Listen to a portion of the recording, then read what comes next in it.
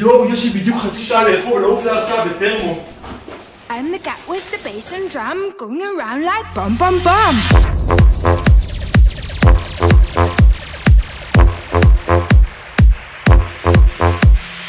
I'm the cat with the bass and drum, going around like bum bum bum. What's grooving? I'm moving. I like your style of romping. How charming, just a rapper, load him up and eat that snapper. I was 16 pints of rum and then I go bum bum, glowing up in the dark and the night, and so I go oh I brought a pie in my pocket, and I am a sucker. No got life, no got style, no got nothing on my mind, but I'm so cool and I'm so groovy when I go bum bum bum. תגיד לי, מה אתה דפוק? מה אתה עושה? אחי, זה לא מפשיר, זה פשוט לא מפשיר. אני לא מבין מה הבעיה. תשים קצת מלח ויהיה בסדר. מה מלח? מלח, אני יודע מה אני אומר לך, מלח.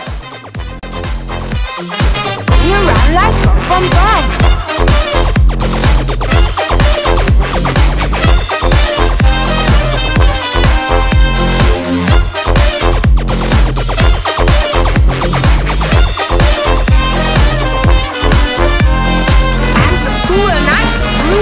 When I go bum bum bum.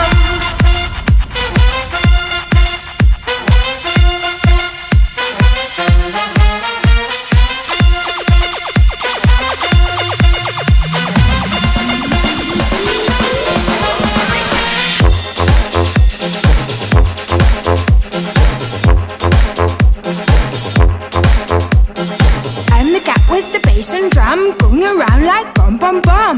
What's grooving? I'm moving. I like your style of romping. How charming, just a rapper, load him up and eat that snapper.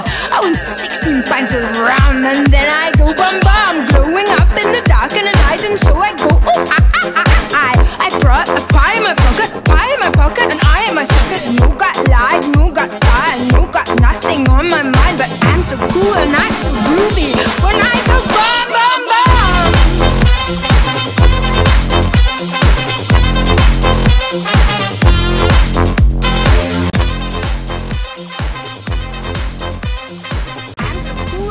היות והלחץ הוא קבוע, לחץ אטמוספרי, ובגלל שהטמפרטורה מקובעת על ידי תערובת של קרח ומים, אנו יכולים להשתמש בפוטנציאל הטרמודינמי של גיבס. יש לנו שיווי משקל מקומי בשכבת המגע בין הקרח לבין המים, ולכן ניתן לומר כי דלטה G שווה ל-0, כי אנרגיית גיבס היא מינימלית כאשר הלחץ והטמפרטורה קבועים, ולכן דלטה G שווה ל-0. דלטה G מורכב מהשינוי באנטלפיה פחות מכפלת הטמפרטורה בשינוי באנטרופיה, והם, במקרה שלנו, שווים ל-0. לכן, השינוי באנטלפיה שווה למכפלת השינוי באנטרופיה בטמפרטורה. השינוי באנטלפיה נובע מחום מסת המלח והחום הכמוס של תהליך התחת הקרח.